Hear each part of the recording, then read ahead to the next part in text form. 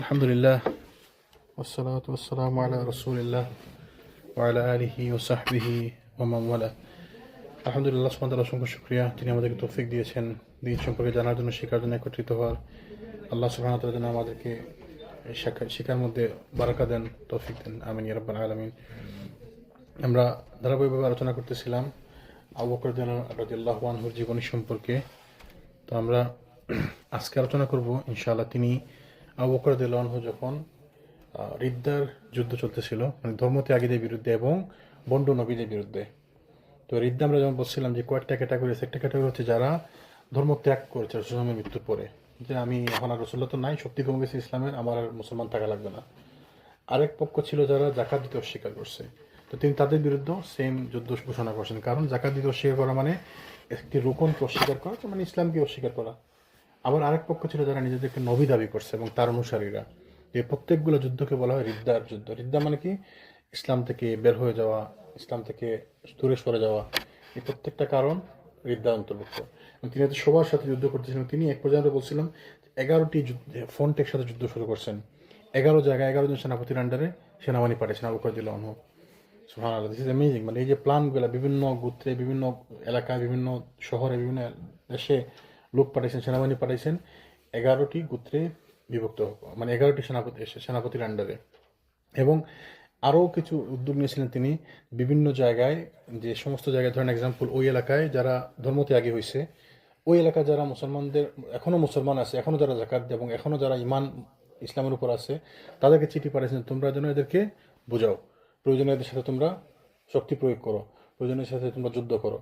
এবং এদের কাছে চিঠি পাঠিয়েছেন তোমরা যদি ফিরে আসো তাহলে তোমাদের সাথে আমাদের যুদ্ধ নয়, যদি ফিরে না আসো তোমাদের সাথে আমাদের যুদ্ধ হবে। বিভিন্ন এলাকার লিডারদের কাছে চিঠি পাঠাইছেন। এবং তারপর যে সেনাবাহিনী যে পাঠিয়েছেন, সেনাবাহিনীর কাছে চিঠি দিচ্ছেন ওই এলাকার সবার উদ্দেশ্যে। এবং চিঠিতে তিনি লিখছেন আবু বকর রাদিয়াল্লাহু আনহু যে এই চিঠিটি কাদেরকে লেখা হয়েছে? এই চিঠিটি লেখা হচ্ছে তাদের উদ্দেশ্যে যাদের কাছে এটা পৌঁছাবে। তার মানে সবাইকে ইনভলভ করছেন তিনি। ধর্মত্যাগে যারা তাদেরকেও বলছেন, ওই এলাকার যারা সাধারণ মুসলমান তাদেরকে বলছেন, ওদের নেতা যারা তাদেরকে বলছেন, এবং সবাইকে উদ্দেশ্য করে লিখছেন। আবু বকর রাদিয়াল্লাহু আনহু কিছু কাজ একদম অ্যামেজিং, মানে কল্পনা করা যায় না যে প্রথম তিনি দেখছেন, তিনি প্রথম রাষ্ট্র পরিচালনা করতেছেন কীভাবে এত সুবহানাল্লাহ অ্যামেজিং বুদ্ধি আল্লাহ তাকে তৌফিক দিচ্ছেন। আলহামদুলিল্লাহ, আল্লাহ যেন আমাদেরকে বোঝার তৌফিক দান করেন। তিনি আবু বকর রাদিয়াল্লাহু আনহু শুধু যে ওদের কাছে চিঠি পাঠাইছেন সাধারণ জনগণের কাছে এমন না, তিনি তার যে সেনাপতি যারা পাঠিয়েছেন এদেরকেও তিনি চিঠি পাঠাইছেন। এদের সাথেও তিনি, মানে এদেরকেও তিনি নির্দেশনামূলক চিঠি পাঠাইছেন। কি লিখছেন চিঠিতে? আমরা বলছিলাম যে আমরা আলোচনা করবো গতদিন, এটা এখানে শেষ করছিলাম আমরা। তিনি সমর নেতাদের প্রতিও চিঠি প্রেরণ করেছেন, মানে যারা তার সেনাপতি এদেরকে। তো সেনাপতিকে আপনি কি চিঠি পাঠাবেন? আপনি তো এখান থেকে এদেরকে পাঠাইলেন মাত্র, তো এদেরকে কি চিঠি পাঠাবেন? তা তিনি কি লিখছেন? বিসমিল্লাহির রহমানির রহিম। আল্লাহ রসুলের খলিফা আবু বকরের পক্ষ থেকে ধর্মত্যাগীদের বিরুদ্ধে যুদ্ধ করার উদ্দেশ্যে প্রেরিত সেনাপতিগণের প্রতি নির্দেশনামা। তাহলে সেনাপতিদের উদ্দেশ্যে লিখছেন। সেনাপতি কারা? মুসলমান, এবং মুসলমান বাহিনীর প্রধানেরা, তাই না? তো এদের কাছে তো মানে অবশ্যই আপনি ভালো আশা করেন। তারা সাধ্য অনুযায়ী নিজেদের প্রকাশ্য এবং গোপনীয় কার্যসমূহ আল্লাহ তাআলার ভয়ে মনে রাখবে। তাদেরকে বলতেছেন, সতর্ক করতেছেন যে তারা যেন তাদের সাধ্য মতো গোপনে এবং প্রকাশ্যে আল্লাহ সুবহানাহু ওয়া তাআলার ভয় তাদের মনের মধ্যে রাখে, তাদের মনের মধ্যে যেন তাকওয়া থাকে। কারণ যখনই আপনাকে কোনো দায়িত্ব দেওয়া হবে আপনার মধ্যে অহংকার ঢুকতে পারে, তাহলে অহংকারের কারণে আপনি নষ্ট হয়ে যাবেন। তাহলে আপনাকে দেখেন কি সুন্দর, সুবহানাল্লাহ অ্যামেজিং। তাদেরকে সতর্ক করতেছেন। তারা এমন, আমরা হলে বলতেন যে আমি কি খারাপ করছি নাকি আপনি যে আমাকে এটা বললেন।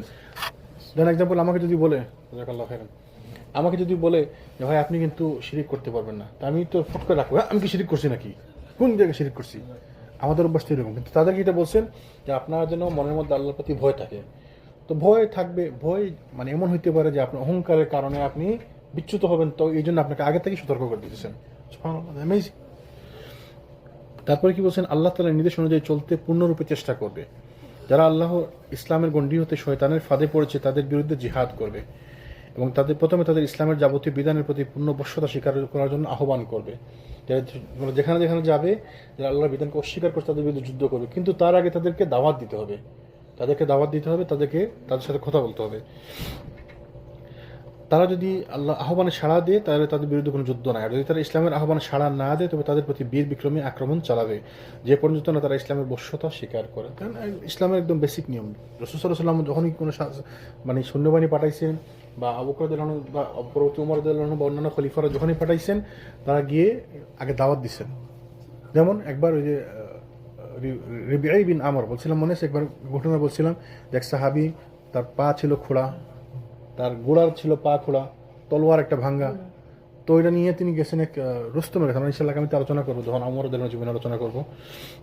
তো তিনি গেছেন রুস্তমের কাছে, মানে ওই যে সাসিনাইড এম্পায়ার, যেটা ছিল পারস্য সাম্রাজ্যের রাষ্ট্রপ্রধানের কাছে, বাদশার কাছে গেছেন। তো গেছেন, তো বলছেন যে তার পা খোড়া, তার গোড়ার পা খোড়া, তার তরবারি ভাঙ্গা, তরবারি আবার রাখার জায়গা নাই, কুশ নাই তরবারির। তো অবাক হয়ে গেছে বাদশা, তো এই লোককে পাঠাইছে আমার কাছে, মানে বাদশার কাছে আসছে তো একটা ভালো লোক আসবে, একটা সেই রকম ইমেজের লোক আসবে। তো তিনি গিয়ে আবার ওই তরবারি হাতে নিয়ে তার কার্পেট ওই খুঁড়ে করে দিতেছেন। তো পরে জিজ্ঞেস, তোমরা কেন আসছো এখানে, তোমাদেরকে টাকা টুকা লাগবে, খাবার লাগবে কিছু? তো তিনি বলছেন, না, আমরা এখানে আসছি তোমাদেরকে বন্দা মানে মানুষের ইবাদতে থেকে আল্লাহর ইবাদতের দিকে ফিরিয়ে নিয়ে যাওয়ার জন্য। তোমাদেরকে আমরা দাওয়াত দিচ্ছি, যদি তোমরা আল্লাহর বশ্যতা স্বীকার করো তাহলে তোমাদের সাথে আমাদের কোনো শত্রুতা নাই, তুমি তোমাদের বাসা থাকবে এবং তোমাদের উপর আমাদের আর কোনো শত্রুতা থাকবে না। আর যদি তুমি আল্লাহর বশ্যতা স্বীকার না করো তাহলে যুদ্ধের জন্য তৈরি হও। অবাক হয়ে গেছিল যে আমরা বর্তমান বিশ্বের পরাশক্তি এরা, মানে বর্তমান বিশ্বে যদি এখন ওই এশিয়ার থেকে বা আফ্রিকার থেকে যদি কোনো একটা ছোট্ট দেশ এসে আমেরিকার হুমকি দেয় সরাসরি, অবাক হয়ে গেছে, কি বলে টাকা টুকা লাগবে না কিছু, খাবার লাগবে না কিছু, তো এখান থেকে মরুভূমিতে এখানে কেন আসছো? তো এগুলো ছিল ইমানের কারণে। তো এইটাই ছিল সব সাহাবীদের এবং ইসলামের নিয়মই। আপনি যখনই কোনো জায়গায় আক্রমণ করতে যাবেন, মানুষকে দাওয়াত দিতে হবে আগে। আবার আবু বকর রাদিয়াল্লাহু আনহু আরেকটা জিনিস খেয়াল করতেন, তিনি যখন কোনো জায়গায় পাঠাতেন মানুষকে বলতেন তোমরা ফজর পর্যন্ত অপেক্ষা করবা। কেন? কারণ যদি ওই জনপদ থেকে ফজরের আজান আসে তাহলে বুঝে গেল এরা মুসলমান দিনের উপর আসছে। এবং এটা ওই সময় ছিল যখন রিদ্দার যুদ্ধ চলতেছিল, কারণ অনেক জায়গায় এরা জাকাত দেওয়া বন্ধ করে দিচ্ছে, ইসলাম থেকে বের হয়ে গেছে। তো এই গোত্র ইসলামের উপর আসে গেলে কীভাবে বুঝবেন? ফজর পর্যন্ত অপেক্ষা করবে, যদি ফজরের আজান দেয় এরা বুঝে গেল এরা মুসলমান, তাহলে এদের উপর আক্রমণ করবা না। আর যদি ফজরের আজান না দেয় তাহলে বুঝে গেল এরা দিন থেকে খারিজ হয়ে গেছে, এরা নামাজ টামাজ পড়তেছে না, তাই না? নামাজ কালামের মধ্যে নাই, জাকাতও দিচ্ছে না, নামাজও পড়তেছে না, তখন তাদের উপর আক্রমণ করবে। তো এই যে তাদের যে কৌশল ছিল সাহাবীদের, এগুলো রাসূল থেকে শিখছেন এবং তারা তাদের বিবেককে কাজে লাগিয়েছেন। তাদের বিবেক ইসলামের পক্ষে কাজ করে, আর আমার বিবেক আপনার বিবেক ইসলামের বিরুদ্ধে কাজ করে। আজকে বলছিলাম না, নফস হচ্ছে incline towards bad except the one who Allah has mercy upon. তাহলে আমাদের কোরআন কোনো কাজে লাগে না, ওদের সূরা ফাতিহাতেই শরীর সুস্থ হয়ে যায়, ভালো হয়ে যায়। আর আমাদের পুরো কোরআন পড়লে কোনো কাজে আসে না। সাহাবীরা দিয়ে আজান পড়লে আজান দিলে শয়তান পালাইতো। এবং রাসূলুল্লাহ হাদিসের মধ্যে বসছে শয়তান আজান শুনলে পাততে পাততে পালায়, আছে না হাদিসের মধ্যে এরকম? কিন্তু আমাদের মসজিদের মধ্যে বৈশা জাদু করতেছে ইমাম সাহেব, মসজিদের মধ্যে বৈশা। আমি দেখছি মসজিদের মধ্যে ওই যে ইমামের পাশে লোকার থাকে না, আমার নিজের চোখকে দেখো, ওই লোকারের ভিতরে জাদুর বই রাখা, ওই যে সুই দিয়ে মারে, এই তলোয়ার দিয়ে মারে, দেখছি শুনছেন এগুলা আপনারা কিরকম জাদুর বই থাকে দেশে বাংলাদেশে বলে খোকা পণ্ডিত, আমরা শুনছেন না? আমি আমার চোখে দেখা বই। মসজিদে দুই ইমাম, এক ইমাম হচ্ছে আহলুস সুন্নাত ওয়াল জামাতের মানুষ, আর এক ইমাম হচ্ছে ওইরকম আফ্রিকান মসজিদ। তো ও দেখাইতেছে, আমার ছোট ইমাম দেখাইছে যে দেখ এই বইগুলা দেখ, এগুলো জাদু করে একদম দেখা দিচ্ছে। ইমাম এখানে ইমামের কাছে থাকে না যে লোকারের মতো একটা ছোট, ওই চাবি খালি ইমামের কাছে, মেইন ইমামের কাছে। মেইন ইমাম হচ্ছে জাদুকর, সে জাদু দেখা যায় বই, এই যে দেখেন বই দেখা যায়। তো মসজিদের মধ্যে আজান শুনলে শয়তান পালায়, আর এরা মসজিদের মধ্যে বসে জাদু করে, শয়তানকে আনে হাজির করে মসজিদের মধ্যে। হ্যাঁ,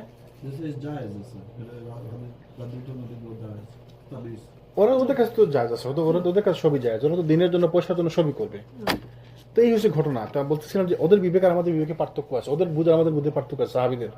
সাহাবীদের সাথে আমাদের পার্থক্য এই জায়গায়, তাদের সূরা ফাতিহায় কাজ হয়েছে, আমাদের পুরো কোরআনে কাজ হয় না। সুবহানাল্লাহ। তো তিনি কি বলছেন যে ইসলাম কবুল করলে তাদেরকে ইসলামের আবশ্যক করণীয় কার্যাবলী, মুসলমানদের প্রতি তাদের প্রাপ্য অধিকার এবং তাদের প্রতি মুসলমানদের প্রাপ্য অধিকার সম্বন্ধে অবহিত করবে। তাদের নিকট থেকে যা প্রাপ্য তা উসুল করে নেবে, মানে কি জাকাত উসুল করে নেবে, এবং তাদের প্রাপ্য তাদেরকে পূর্ণরূপে দিয়ে দিবে। তাদের মধ্যে যদি কেউ জাকাতের অধিকারী থাকে তাকে জাকাত দিতে হবে। যদি ইসলামের দাওয়াত অগ্রাহ্য করে তো তাদের আর বিন্দুমাত্র অবকাশ দেবে না। আর মুসলিম সৈন্যগণ শত্রুর বিরুদ্ধে যুদ্ধ করতে অবহেলা করবে না। তাহলে শত্রুর বিরুদ্ধে যুদ্ধ করতে কোনো অবহেলা করা যাবে না। যুদ্ধ থেকে পলায়ন করা কিরকম অপরাধ? কবিরা গুনাহ। তাহলে বড় গুনাহ, কবিরা গুনাহের মধ্যে একটা গুনাহ যুদ্ধ থেকে পলায়ন করা। যুদ্ধ থেকে পলায়ন করেনি মুসলমানরা, করে তো এর লাগে তো এটা গুনাহ, কিন্তু করা যাবে না। যদি যুদ্ধ থেকে পলায়ন করে তাহলে সেটা কবিরা গুনাহ। তো এই জন্য তিনি তাদেরকে বলতেছেন যে যুদ্ধ থেকে পিছ পাওয়া যাবে না, যখন আল্লাহ বিরুদ্ধে এরা ইয়ে করবে, যুদ্ধ করবে, তখন এদেরকে যুদ্ধ থেকে পলায়ন করা যাবে না। তো আমরা হলে তো বলতাম আমি কি পালাইছি নাকি যুদ্ধে, আপনি কেন আমার কথা বললেন, বলছি না। ধরেন এক্সাম্পল আপনারা বললেন যে ভাই আপনি কাজটা করেন আর আপনি কিন্তু দুপুরের আগে যাইয়েন না, তো আপনার আমার সাথে সাথে আপনার মনে হইতে পারে এটা কিরকম কথা, আমাকে অপমান করলো, আমি কি যাই নাকি এরকম দুপুরের আগে, কিন্তু সতর্ক করা যায়, যাইতে পারে, ঠিক না আঙ্কেল? কিন্তু আমাদের মধ্যে মেন্টালিটি নাই, আমার এটা বলছে, তাই না? আল্লাহ যেন সহজ করে দেন। যারা আল্লাহর আদেশের সম্মুখে মাথা নত করবে এবং সর্বান্তকরণে তা মেনে নেবে, তাদের ইমান ও ইসলাম কবুল করে নেবে। তাহলে যারা ফিরে আসবে তাদের ইমানকে কবুল করে নেবে, ভালো কাজে তাদের সাহায্য করবে, যুদ্ধ করবে শুধু ওইসব লোকদের সঙ্গে যারা আল্লাহ তাআলার পক্ষ হতে রাসূল কর্তৃক আনিত বিধানসমূহ অস্বীকার করবে। তাহলে শুধুমাত্র যারা আল্লাহ রাসূলের বিধানকে অস্বীকার করবে তাদের সাথে যুদ্ধ করবে।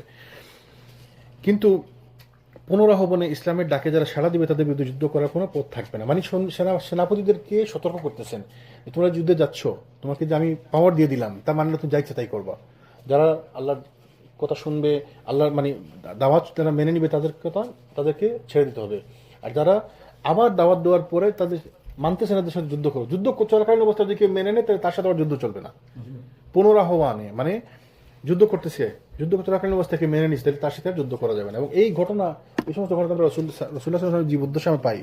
ওই যে এক সাহাবী বলতেছিল মেরে ফেললো, তখন বলছে লা ইলাহা ইল্লাল্লাহ মুহাম্মাদুর রাসূলুল্লাহ, তখন রাসূলুল্লাহ বলছেন তুমি তাকে কেন মারলা, তুমি কি তার অন্তর ফেরে দেখছো সে মুসলমান আসলে অন্তরে কি আছে? তাহলে যদি বলে দে মুখে, দ্যাটস ইট, আমাদের আর বলার নাই।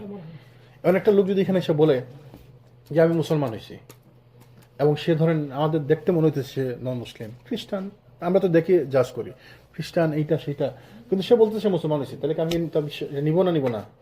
অবশ্যই নিব। যদিও আমার 100% সন্দেহ আছে যে এই লোক ক্ষতি করবে আমাদের, তারপরে আমি নিব না? আমার দেখে মনে হইতেছে পারে এটা তো গুপ্তচর হইতে পারে, কারো চোর হইতে পারে, কিন্তু সে বলছে সে শাহাদা নিচ্ছে, তাহলে তাকে মেনে নিতে হবে। আমার কোনো ইয়ে নাই, এখতিয়ার নাই তাই এটা না মানার। কিন্তু আমরা খেয়াল রাখবো, সতর্ক থাকবো আমরা। আল্লাহ যেন আমাদেরকে বুঝার তৌফিক দান করেন।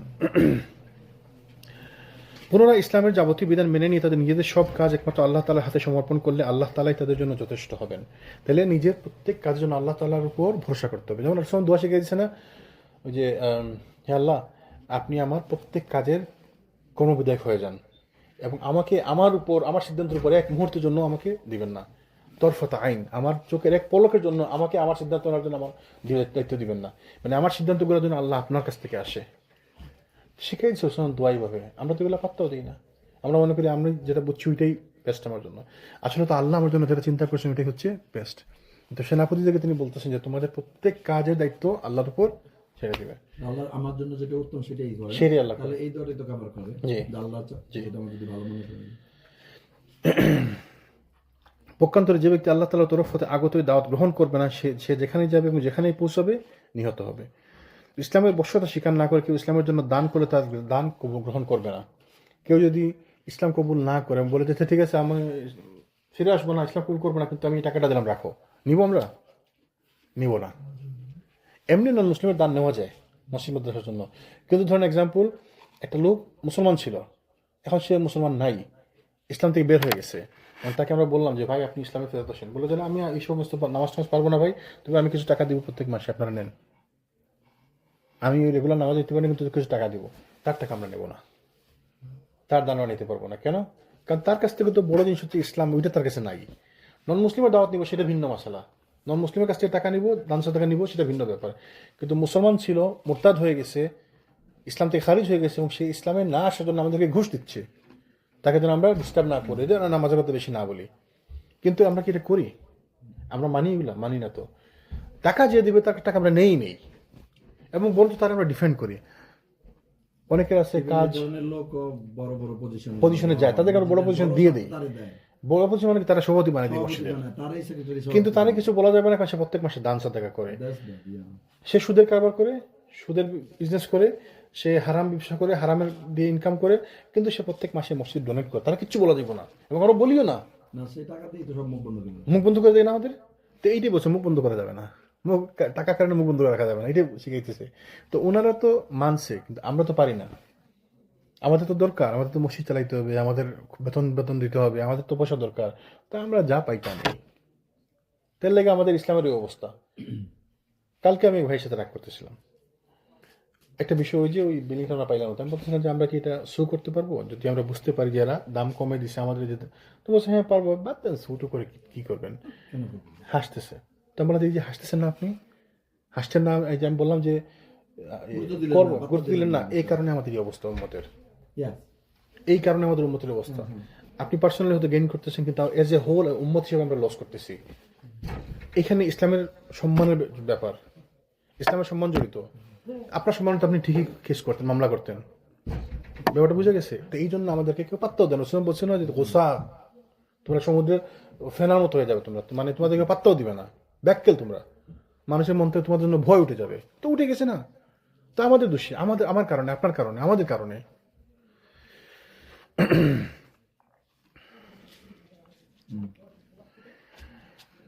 তারপর কি বলছে, তবে হ্যাঁ সর্বান্তকরণ ইসলামের দাওয়াত কবুল করার পর ইসলামের সবাই কিছু দান করলে তা গ্রহণ করা যাবে। তো দাওয়াত কবুল করার পরে কিছু দান করলে কবুল করা যাবে। ধর্মত্যাগীদের বিরুদ্ধে যুদ্ধ করে আল্লাহ তাআলার অনুগ্রহে তাদের উপর জয়লাভ করলে তাদেরকে হত্যা করবে। যুদ্ধে গনিমতের মাল যা কিছু হস্ত করতে হবে তার 1/5 পৃথক করে রেখে বাকি 4/5 মুজাহিদদের মধ্যে বন্টন করা হবে। এটা কেন বলছেন? গনিমতের মালের কথা কেন বলছেন? এটা তো নিয়ম সবাই জানে, বলা দরকার আসেনি। গনিমতের মালের নিয়ম কি আমরা তো হয়তো জানি না, আমরা তো অত জ্ঞান নেই আমাদের। এরা তো জানতো 1/5 রেখে দিতে হবে আল্লাহ রাসূলের জন্য, বাকিগুলো বন্টন বিবন্টন হবে নিয়ম অনুযায়ী। তো এটা তিনি কেন এখানে মেনশন করলেন? কারণ যখনই সম্পদের ব্যাপার আসে, পয়সার ব্যাপার আসে, মালের ব্যাপার আসে, তখনই মনের মধ্যে শয়তান ঢোকে, ঠিক কিনা? যে মাল পয়সা, হায় হায় কত গনিমতের মাল, তখনই শয়তান ঢুকবে মনের মধ্যে। এবং এটা হয়েছে কিনা, উহুদের যুদ্ধে আসছে না এই কারণে। যখন দেখছে গনিমতের মাল এরা পলা জিতেছে, তখন একজন বলছে চলো চলো আমরা যুদ্ধ তো শেষ করছি। রাসূলুল্লাহ না করছে, তোমরা এখান থেকে পাখি এসে তোমাদের মানে কিচ্ছু করা যাবে না, তুমি কোনো মতে যেতে পারো না যতক্ষণ না আমি বলছি, তাই না? কিন্তু ওরা কি বললো যে না এখন তো যুদ্ধ শেষ হলো, তো এটা মিন করে নাই, তো গেছে হারছে। তো গনিমতের মালের কারণে ইমান দুর্বল হয়, তো পয়সার কারণে ইমান দুর্বল হয়। ধরেন এক্সাম্পল, আপনাকে একজন লোক এসে বললো ভাই এসব নামাজ পড়ার দরকার নেই, চলো না আমার লোক, আপনার আমি 100 টাকা দিব। যাবেন না? কি বলুন 100 টাকা, 100 টাকা কোনো ব্যাপার নেই, আমার ইমান তো 100 টাকার মতো নেই, 1000 টাকা দিব না, $1,00,000 দিব। তখন চিন্তা করবো আচ্ছা এসব নামাজ তো পরে পড়া যাবে, তাই না? বললেন হয়েছে না ইমান দুর্বল? 100 টাকাতে ইমান দুর্বল হয় না, 1000 টাকা তো হয় নাই, $1,00,000 দিব, চলেন আপনার এসব নামাজ পড়া লাগবে না। তখন মনে মনে চিন্তা করবেন যে আচ্ছা ঠিক আছে, এরা তো না করি, বাসায় এসে পড়ে নেবেন, 1,00,000 টাকা পাইলে মসজিদে তো দিতে পারবো। তখন হালাল চিন্তা আসবে, মসজিদও তো দেওয়া যাবে, মসজিদও তো উপকার হবে, মাদ্রাসায় দিতে পারবো, ধান সাদাকা করতে পারবো। তা নিলে ক্ষতি কি? আমার ইমান আমি দুর্বল করবো এবং এটা পক্ষে আমি যুক্তি দেবো, হইতে পারে না? এটাই হয়। তো এই জন্য ইমান ধরে রাখা কঠিন, কঠিন টেম্পটেশন, টেম্পটেশন মানে ওই যে লোভ লালসা, কঠিন ইমান ধরে রাখা। আল্লাহ যেন বুঝার তৌফিক দান করেন। তো তিনি তাদেরকে গনিমতের মাল সম্পর্কে বলেন। তারপর কি বললেন? 1/5 আমার কাছে পাঠিয়ে দেবে, তা ইসলামী রাজ্যের বায়তুল মালের অংশ। ওই যে 1/5 কি, ওই যে হুমুস আল্লাহ এবং তার রাসূলের জন্য, তাই না? নিজের সঙ্গীগণকে কোনো কাজে ত্বরান্বিত করা বা ফাসাদ সৃষ্টি করা থেকে বিরত রাখবে। না বুঝে না জেনে কোনো বেকার মানুষকে সেনাদলে যোগদান করতে দেবে না। এখানে আবার সতর্কতা অবলম্বন করেছেন, কাউকে কোনো বেকারকে সেনাদলে নিবে না, না জেনে না বুঝে। আমাদের তো সৈন্য দরকার, এখন প্রচুর সৈন্য দরকার আমাদের, কিন্তু তারপরও যাকে তাকে নেওয়া যাবে না। তাইলে কেন? কারণ আমরা জানি না কে কি কোন উদ্দেশ্যে আসতেছে, তাহলে সতর্ক হতে হবে। তাহলে কি বলতেছে? বলছে তো না করে নাই, বলছে না জেনে না বুঝে নেওয়া যাবে না যাকে তাকে, বেকার কোনো লোককে, কারণ সে ক্ষতি করতে পারে আমাদের। তাইলে আমরাও অনেক সময় আমরা অনেক কিছু যাচাই বাছাই করি, অনেককে আমরা কোর জায়গায় রাখতে চাই না, রাখি না। এইটা ইসলাম থেকেই আসছে, সতর্কতা তো ইসলামেরই অংশ, তাই না? সতর্ক থাকতে হবে। রাসূল বলছে না উটকে বেঁধে রাখো, কিন্তু ভরসা করে আল্লাহ, কিন্তু উটকে বেঁধে রাখো। তো আমি আপনাকে ভালোবাসি, কিন্তু আমার তো, আপনি হঠাৎ করে মসজিদে আসা শুরু করছেন কালকে থেকে, 2 দিন 3 দিন হয়েছে, আর আপনার মসজিদের চাবি টাবি সব দিয়ে দিবনি, আমি আপনার বিশ্বাস করবো, অবশ্যই বিশ্বাস করতে, আমার তো সতর্ক থাকতে হবে। একটা লোক আজকে আসছে, আজকে থেকে মসজিদে থাকা শুরু করছে, ভাই পরেশগার লোক ভাই, তার আমার তো একটা হিসাব আছে যে আমাকে কতটুকু ছাড় দিতে পারবো আমি। আস্তে আস্তে সব মানে বিশ্বস্ততা প্রমাণ হয় over the years, over the time, তাই না? তো এগুলো আমাদের সতর্কতার অংশ, আমাদেরকে খেয়াল রাখতে হবে। এই যে শিক্ষা আমাদের এগুলো, এগুলো তো শিখতে হবে আমাদের, এগুলো তো ইসলাম। কি বলছেন, কেননা সে সেনাদলে প্রবেশ করে গুপ্তচর বৃত্তি করতে পারে এবং ফলে মুসলমানদের কোনো বিপদে পতিত হতে পারে, মুসলমানদের কোনো বিপদে পতিত হতে পারে। তাহলে দেখেন ঠিকই গুপ্তচর বৃত্তি করতে পারে মনে করছে, তাহলে সতর্ক থাকতে হবে। আপনাদের বলছিলাম ওই যে আমরা আলোচনা করছিলাম যে কে কে বন্ড নবী দাবি করছিল, মুসাইলামা আল কাজ্জাব, একটা মহিলা সাজা, আর কি ছিল তুলাইহা আল আস্তি, আর একটা ছিল ইয়েমেনে ওই যে আসওয়াদ আল আনসি। তো তুলাইহা আল আস্তি যেটা, তো তুলাইহা কিন্তু পরবর্তীতে আবার ইসলাম গ্রহণ করছে।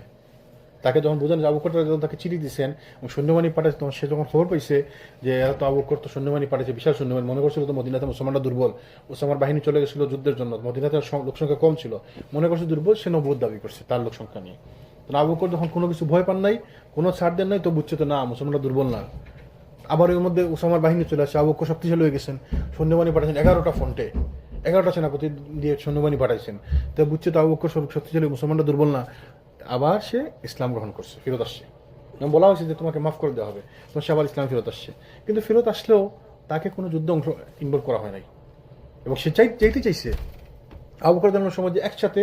তারপর এই যুদ্ধগুলোর পর আমরা আলোচনা করবো ইনশাল্লাহ। তিনি একসাথে রোমানদের সাথে যুদ্ধ করছেন, একসাথে ওই পারস্য সম্প্রদায় সাম্রাজ্যের বিরুদ্ধে যুদ্ধ করছেন, একসাথে তিনি বাইতুল মুকাদ্দাসের যুদ্ধ শুরু করছেন, 4টা-5টা ফ্রন্টে 30-40 হাজার 10,000 20,000 আর্মি করে পাঠাইছেন, যুদ্ধ শুরু করছেন। মানে মদিনাতে লোক সংখ্যা নাই, কোনো পুরুষ নাই মদিনাতে, এরকম অবস্থা। তখন সব জায়গা থেকে খবর পাঠায় যে আমাদের সৈন্য লাগবে, সৈন্য তো নাই করতে দিব, তখনও পাঠায় না তুলাইহা আস্তিকে, তার লোক সংখ্যা সহ তাকে তখনও পাঠায় না। কেন? কারণ এই লোক মাত্র কয়েকদিন আগে নবুয়ত দাবি করছে, যদিও মুসলমান হয়েছে, আমি তো ইসলাম গ্রহণ করছি, কিন্তু আমাকে সতর্ক থাকতে হবে, তাই না? পরবর্তীতে ওমর রাদিয়াল্লাহু তাকে পাঠাইছে বিভিন্ন অনেক পরে, কয়েক বছর পরে ওমর তাকে পাঠাইছে যুদ্ধে, এবং এই লোক যুদ্ধে মারা গেছে, শহীদ হয়ে মারা গেছে। তাইলে বুঝা গেলে সতর্ক থাকতে হবে আমাদেরকে। মুসলমান হয়েছে, ইসলাম গ্রহণ করছে, I understand, I appreciate, I accept your Islam, we are brother, but I have to be careful at the same time, ঠিক না? আমাদের তো হচ্ছে পয়সা পাইলে আমরা খুশি, হয়তো বলো না পয়সা দিতেছে, থাক সুদ মুদ নিয়ে কথা বলার দরকার নেই, পয়সা দরকার তো আমাদের। ভাই বুঝেন না কেন?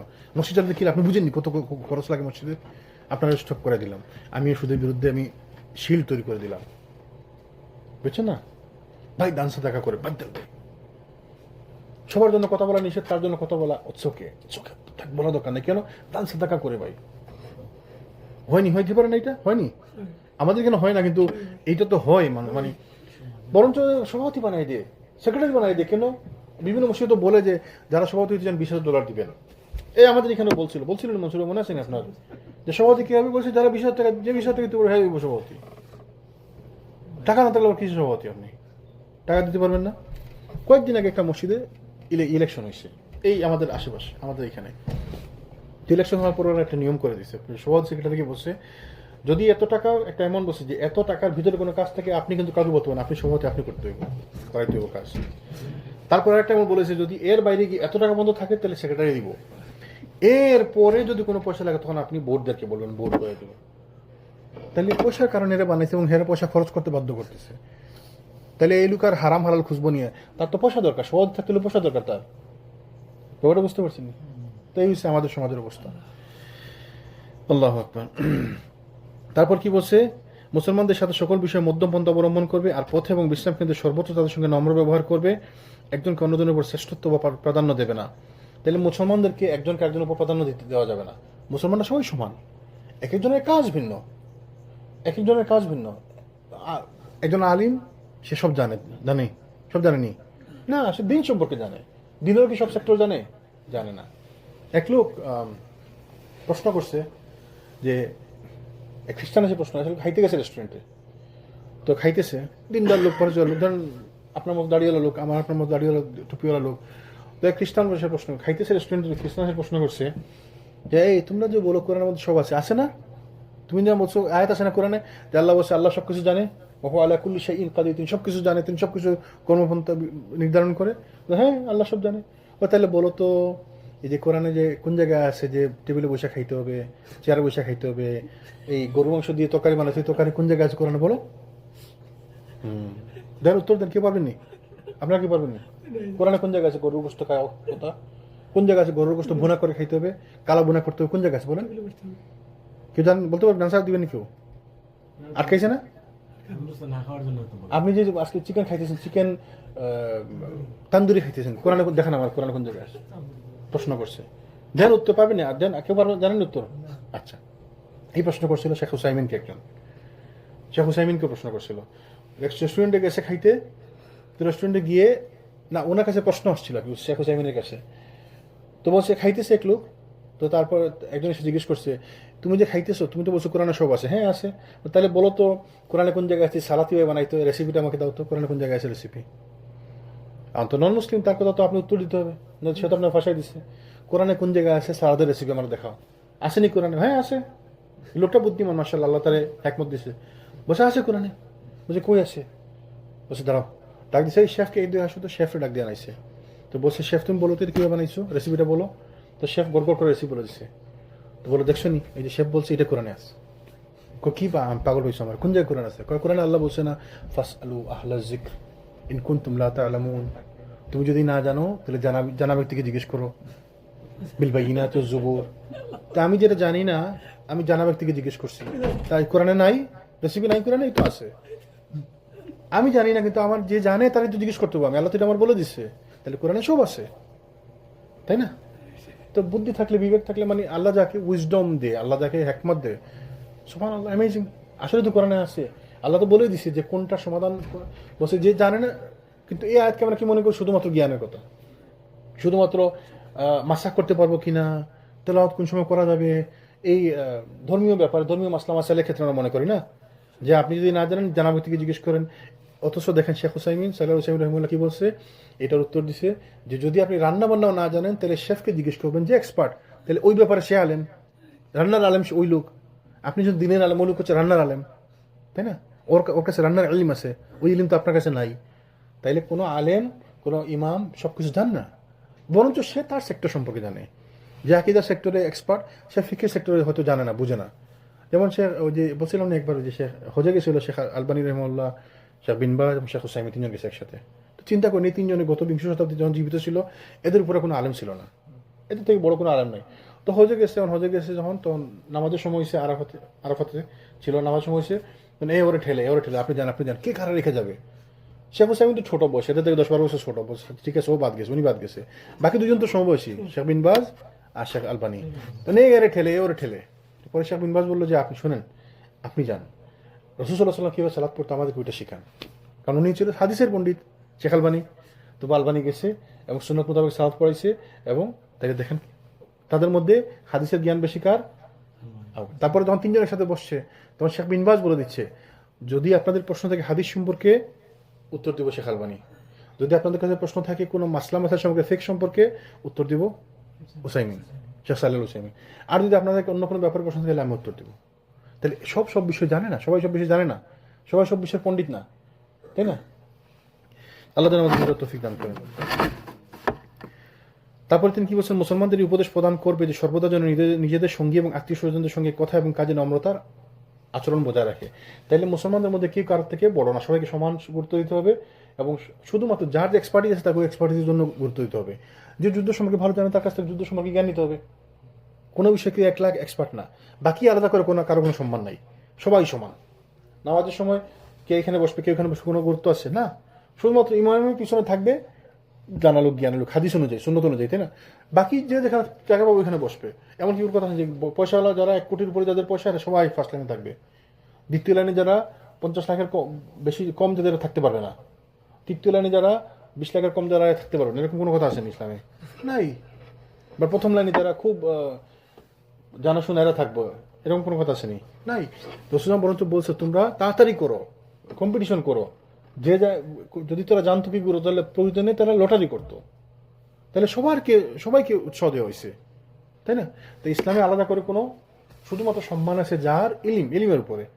কোরআন প্রতিযোগিতা হইতেছে, বা কোরআনের ইমামতি কে করবে, যে কোরআন বেশি জানে, যে দিন বেশি জানে, যে দিন বেশি বুঝে, তাই না?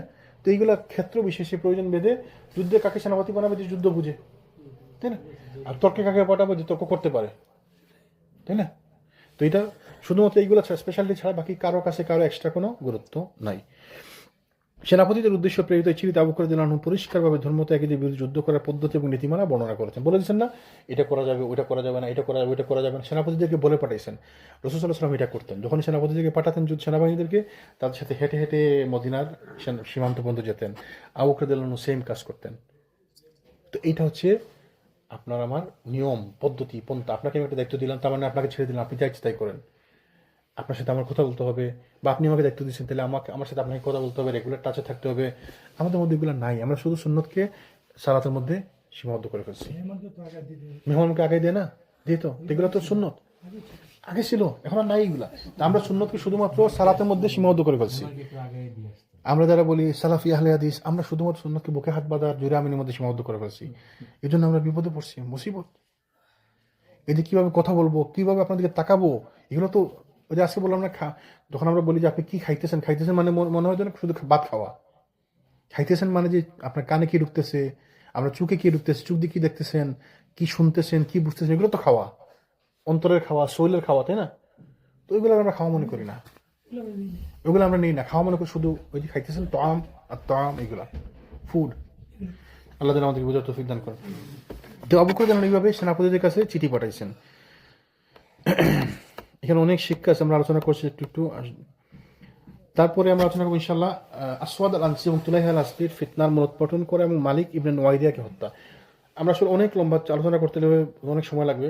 তিনি আবু বকর রাদিয়াল্লাহু আনহু সেনাবাহিনীকে পাঠাইছেন ইয়েমেনে, ওই যে আসওয়াদ আল আনসির সাথে যুদ্ধ করার জন্য।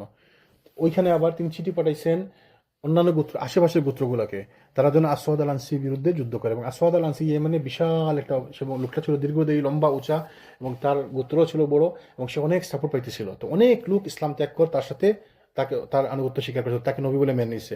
এবং তিনি আরব গোত্রকে, যারা মুসলমান ছিল গোত্র, অন্যান্য গোত্রকে এদেরকে চিঠি পাঠিয়েছে, তোমরা এর সাথে যুদ্ধ করো। এরা যুদ্ধ শুরু করছে। এর মধ্যে মদিনা থেকে একটা বাহিনী পাঠিয়েছেন, এরাও যুদ্ধ করতে গেছে, এবং আলটিমেটলি আসওয়াদ আল আনসিকে তিনি পরাজিত করছেন। রাসূল সাল্লাল্লাহু আলাইহি ওয়াসাল্লামের যুগে আসওয়াদ আল আনসি কিভাবে ছিল, বিদায় হজ থেকে ফিরে আসা পর্যন্ত রাসূল সাল্লাল্লাহু আলাইহি ওয়াসাল্লামের অসুস্থতার খবর ছড়িয়ে পড়ে। আসওয়াদ আল আনসি নবুয়তের দাবি করে, সে ছিল ইয়েমেনে, ইয়েমেনে সে নবুয়তের দাবি করে। যখন সে শুনছে রাসূলুল্লাহ অসুস্থ হয়ে গেছে, সে নবুয়তের দাবি করছে। এবং এইটা অনেকেই এরকম করছে, যে রাসূলুল্লাহ থাকতে মনে করছে তো আল্লাহ নবী, এর কাছে উপর থেকে সাহায্য আসে, তো ভয়ে।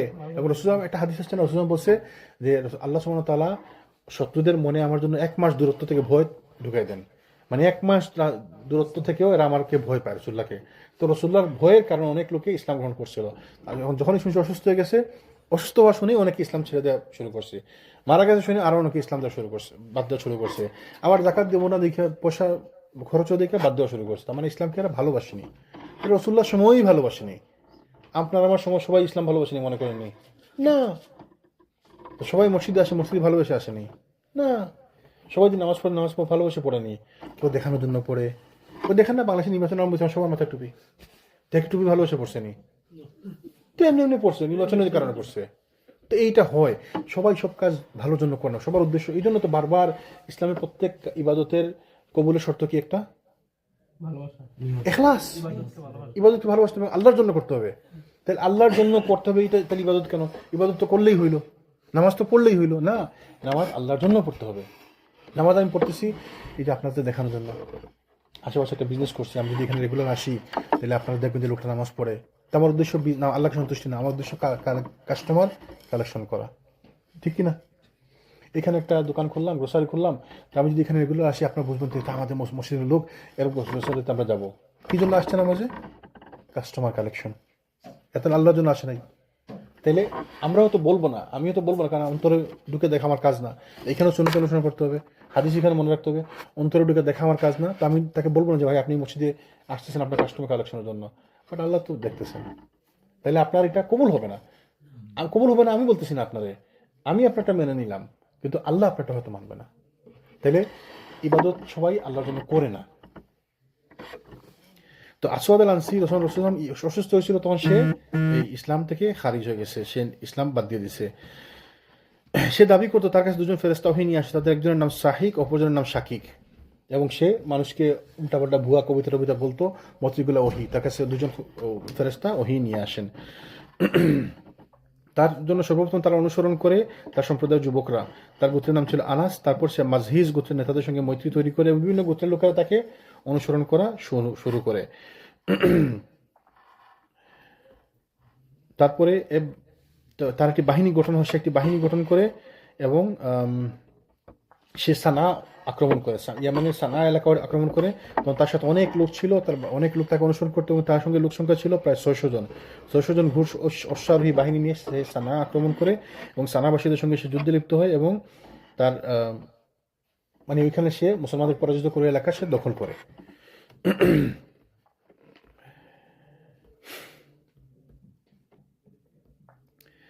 রাসূল সাল্লাল্লাহু আলাইহি ওয়াসাল্লাম তাদের কাছে চিঠি পাঠিয়েছিলেন, তার কাছে তার ফিরে আসার জন্য, এবং তাদের এলাকায় রাসূল সাল্লাল্লাহু জীবদ্দশায় তিনিও চিঠি পাঠিয়েছিলেন। পরবর্তী আবু বকর রাদিয়াল্লাহু আনহু তিনিও চিঠি পাঠিয়েছেন, কিন্তু সে আর শুনেনি, সে রাসূল সাল্লাল্লাহু জীবদ্দশায় সে আর শুনেনি কথা। কিন্তু রাসূল সাল্লাল্লাহু আলাইহি ওয়াসাল্লাম তাকে বাদ দিয়েছেন কেন, তার ব্যাপার চিন্তা পাচ্ছেন কেন। তিনি একবার স্বপ্ন দেখলেন যে তিনি আল্লাহ সুবহানাহু ওয়া তাআলা তাকে স্বপ্ন দেখাইলেন, দুইটি সোনার চুড়ি বালা তার হাতে পরা, এবং হঠাৎ করে তিনি মানে আঘাত করছেন এবং দুইটা চুড়ি ভেঙে গেছে। তারপরে তিনি এদের বিরুদ্ধে ওই চিন্তা করা বাদ দিলেন, মুসাইলামা এবং আসওয়াদানার বিরুদ্ধে। তিনি রাসূল সাল্লাল্লাহু আলাইহি ওয়াসাল্লাম স্বপ্নের তাবির করছিলেন যে, জাযাকাল্লাহু খায়রান, তিনি কি স্বপ্নে তাবির করছিলেন কি যে আল্লাহ সুবহানাহু ওয়া তাআলা এই যে সোনার বালা বলতে দুইজন ভণ্ড নবীর আবির্ভাব হবে, এবং এরা অটোমেটিক ধ্বংস হয়ে যাবে। এই জন্য তিনি এগুলো নিয়ে বেশি মাথা ঘামাননি, যে এদেরকে যদি আমি বেশি গুরুত্ব দিই, অনেক সময় বেশি গুরুত্ব দিলে মাথায় ওঠে, আরও তার অ্যাডভার্টাইজ বেশি হয়। একটা লোক ধরেন আমাকে খারাপ বলতেছে, আমি যদি তার বিরুদ্ধে লেগেই থাকি, তারাও তো 10 জন চিনতে না, আমি বলার কারণে তারা 100 জন লোক চিনতেছে, হয় না এরকম? তো ওই জন্য এগুলো নিয়ে মাথা ঘামাননি বেশি। দুজনকে চিঠিমিটি পাঠাইছেন, সতর্ক করছেন, ভিতরে শুনেনি, বাদ দিয়ে দিচ্ছেন। কিন্তু তিনি তো জানতেন, আল্লাহ তাকে স্বপ্নের মাধ্যমে জানাই দিচ্ছে যে এই দুজন অচিরেই ধ্বংস হবে, এবং খুব বেশি কষ্ট লাগবে না, এরা ধ্বংস হয়ে যাবে। এবং এটা আসলেই এরা ধ্বংস হয়ে গেছিল।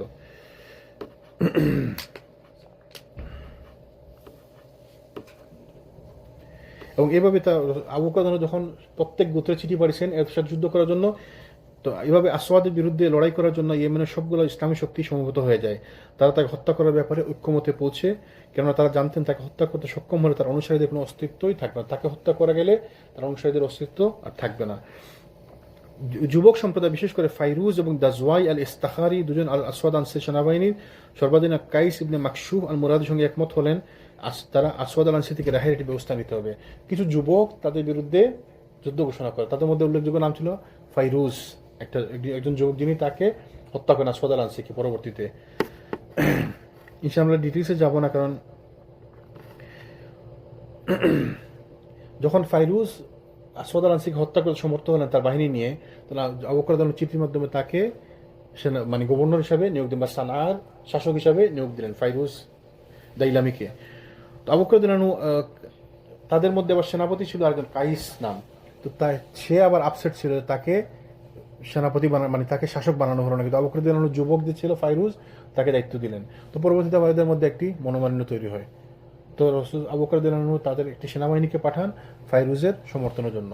আবার ওই কায়েস তার নেতৃত্ব পাননি দেখে তিনি আবার ফাইরুজের বিরুদ্ধে যুদ্ধ ঘোষণা করলেন।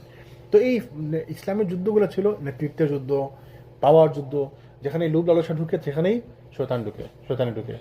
আল্লাহ যেন আমাদেরকে এগুলো থেকে হেফাজত করেন। ইনশাআল্লাহ আমরা আগামী দিন কন্টিনিউ করবো। আল্লাহ যেন আমাদের বোঝার তৌফিক দান করেন। সুবহানাকাল্লাহুম্মা বিহামদিকা আশহাদু আল্লা ইলাহা ইল্লা আনতা আস্তাগফিরুকা ওয়া আতুবু ইলাইক।